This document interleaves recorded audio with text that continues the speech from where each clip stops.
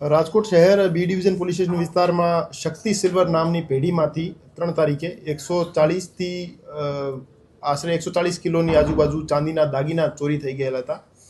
આ બાબતે રાજકોટ શહેર પોલીસ કમિશનર શ્રી બ્રજેશકુમાર જાસર તથા અધિક police commissioner Shri Mahendra Bagadiya sir દ્વારા ડીસીપી ઝોન 1ની અંડરની ટીમો, એલસીબી બી ડિવિઝનની ટીમો અને ક્રાઇમ બ્રાન્ચની ટીમોને આ ગુનો ડિટેક્ટ કરવા માટે સૂચના આપવામાં આવેલ હતી. આ સૂચનાની અનુપાલનાના ભાગરૂપે એસીપી ક્રાઇમ શ્રી બસિયા સાહેબના નેતૃત્વમાં અલગ અલગ 8 ટીમો બનાવવામાં આવેલ હતી, જેમાં પીઆઈ શ્રી ગોંડલિયા સાહેબ, પીઆઈ શ્રી જાદવ સાહેબ અને પીઆઈ શ્રી ડામોર સાહેબની ટીમો દ્વારા હ્યુમન રિસોર્સ તેમજ ટેકનિકલ રિસોર્સિસની મદદથી 2 આરોપીઓને 2 લાખ રોકડા, એક ક્રેટા કાર અને 31 કિલો ચોરીમાં ગયેલ ચાંદી સાથે પકડી પાડવામાં આવેલ છે. અને આ જે આરોપીઓ હતા એમાં જે મુખ્ય યોજના બનાવનાર માણસો જે છે, એક રતનસિંહ અને એક શૈલેન્દ્રસિંહ રાજપૂત, એ જે 2 આરોપીઓ છે એમના દ્વારા આ આખી ચોરીની યોજના ઘડવામાં આવેલ હતી. અને શૈલેન્દ્રસિંહ નામનો માણસ જે સિરોહી રાજસ્થાનનો રહેવાસી છે, એ 1 મહિનાથી રાજકોટમાં આટાફેરા મારતો હતો અને રેકી કરતો હતો. એના પછી એ રાજસ્થાનથી પોતાની સાથે મુકેશ રામારામ પ્રજાપતિ અને એક છોટુ નામનો યુપીનો રહેવાસી માણસને સાથે લઈને અમદાવાદ આવ્યો હતો. અને ત્યાં અમદાવાદમાં રતનસિંહ રાઠોડ નામના વ્યક્તિને મળ્યો હતો. અને એ ચારેય અમદાવાદમાંથી ભેગા થઈ બોટાદના જરિયા ગામના રહેવાસી રાજુ ભોજક નામના આરોપીની ઘરે રાતે રોકાણ માટે આવ્યા હતા. ત્યાં રાજુ ભોજક દ્વારા એમને એક ક્રેટા કાર અને પોતાનો એક જગદીશ ભોજક નામનો માણસ એમની સાથે મોકલવામાં આવેલ હતો. અને આ તમામ આરોપીઓને જસદણ સુધી રાજુ ભોજક મૂકી ગયો હતો. અને જસદણ પછી એ તમામ આરોપીઓએ ક્રેટા કારમાંથી રાજકોટ શહેરમાં આવી અને ચોરીને અંજામ આપ્યો હતો. અને ચોરી કર્યા ઉપરાંત પછી તમામ આરોપીઓ રાજુ ભોજકના ઘરે ફરીથી જતા રહ્યા અને રાજુ ભોજકના ઘરે ચાંદીની ભાગબટાઈ કરી હતી. અને ભાગબટાઈ કર્યા ઉપરાંત રાજુ ભોજક નામનો આરોપી જે છે એ ફોર્ચ્યુનર કારમાં જે અમદાવાદથી 4 આરોપીઓ આવ્યા હતા, એ 4 આરોપીઓને અમદાવાદ મૂકવા માટે ગયો હતો. અને અમદાવાદ 4ને મૂકીને પરત આવી ગયો હતો. તો રાજકોટ શહેર પોલીસની ટીમોને આજે સૂચના મળી કે આજીડેમ ચોકડીની આજુબાજુ સરદાર તરફથી એ જે રતનસિંહ રાઠોડ અને રાજુ ભોજક નામના વ્યક્તિ જે છે, બંને એને ખબર પડી ગઈ હતી કે પોલીસ એમને ગોતે છે. તો એ કેટા અને મુદ્દામાલને સગે વગે કરવા માટે રાજકોટ શહેર તરફ આવી રહ્યા હતા. તો રાજકોટ શહેર પોલીસ દ્વારા ત્યાં એમને રંગે હાથ દબોચી લેવામાં આવ્યા હતા. અને એમની પાસેથી ક્રેટા કાર, 31 કિલો ચાંદી અને 2 લાખ રોકડા એમની પાસેથી કબજા કરવામાં આવેલા હતા.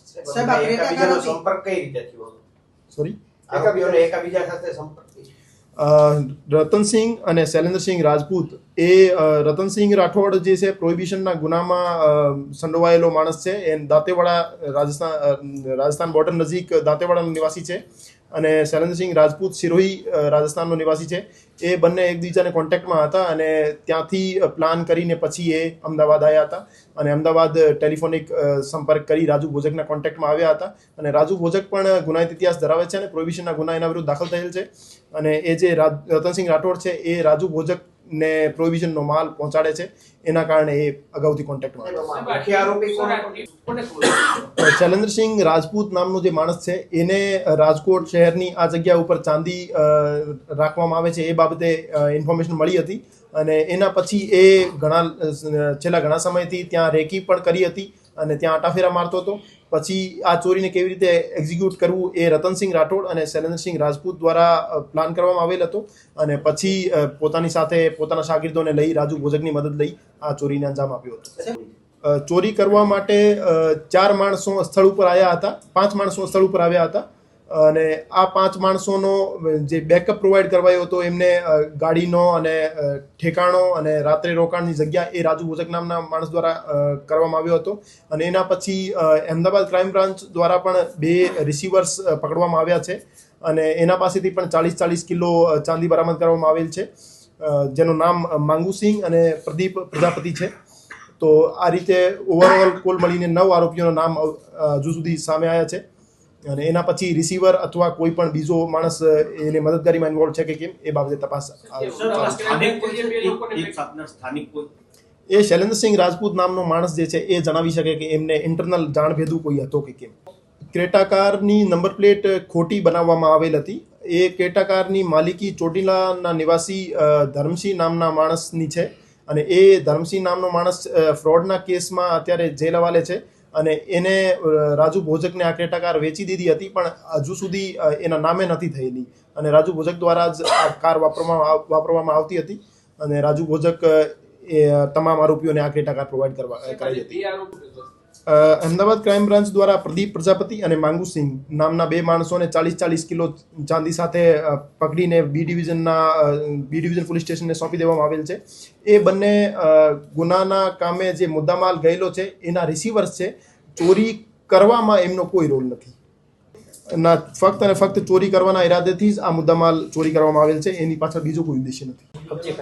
80 કિલો જેવો મુદ્દામાલ જે છે એ અમદાવાદ ક્રાઇમ બ્રાન્ચ દ્વારા કબજે કરવામાં આવેલ છે અને 31 કિલો જેવો મુદ્દામાલ જે છે રાજકોટ ક્રાઇમ બ્રાન્ચ દ્વારા કબજે કરવામાં આવેલ છે. આમ કુલ 110 કેજી જેવો મુદ્દામાલ કબજે કરવામાં આવેલ છે. આજે ચોરીની ઘટનાને ડિટેક્ટ કરવા માટે જે રાજકોટ શહેર ક્રાઇમ બ્રાન્ચની ટીમો હતી એને બોટાદ પોલીસ સાથે સંકલન કર્યો હતો, સ્ટેટ નેત્રમ સાથે સંકલન કર્યો હતો અને ઇન્દોર અને રાજસ્થાન સુધી પણ તપાસ માટે ગઈ હતી અને આખી મહેનત કરી પછી છેલ્લે 2 આરોપીઓને મૂળ મુદ્દામાલ સાથે અને ક્રેટા કાર સાથે કબજે કરવામાં આવ્યો છે. નહીં, એ બાબતે મુખ્ય આરોપી જે જ્યારે ચોરી ને અંજામ આપ્યો ત્યાર પછી એમનો મોબાઈલ સ્વિચ ઓફ છે અને એ ચોરીને અંજામ આપ્યા પછી ફરાર જ છે. તો એમાં એને પકડવા માટે અમારી ટીમો અત્યારે કાર્યરત છે. જેટલા આરોપી અમારી પાસે જેટલી ઇન્ફોર્મેશન મળતી જશે એ અમે પકડ્યા જ છે અને આ ફર્ધર ઇન્ફોર્મેશન આરોપી બાબતે અમને મળે તો એને પણ પકડી પાડવામાં આવશે. શૈલેન્દ્રસિંહ રાજપૂતને આ લોકલ જગ્યાની ટીપ કેવી રીતે મળી હતી ને એનો ઇન્ફોર્મેશન એને કેવી રીતે મળી હતી એ પોતે આવીને જણાવી શકે. એનો જ્યારે પકડવામાં આવશે એનો ઇન્ટરોગેશન દરમિયાન આ ચીજ સામે આવશે. હજુ સુધીની તપાસમાં શૈલેન્દ્રસિંહ જે રાજકોટ સાથે કેવી રીતે કનેક્ટેડ છે આ કોઈ ઇન્ફોર્મેશન અમારી પાસે અવેલેબલ નથી. આ જે બાકીનો મુદ્દામાલ છે એ શૈલેન્દ્રસિંહ રાઠોડ અને જે બીજા આરોપીઓ છે જે હજુ પકડવાના બાકી છે એમના કબજામાં છે.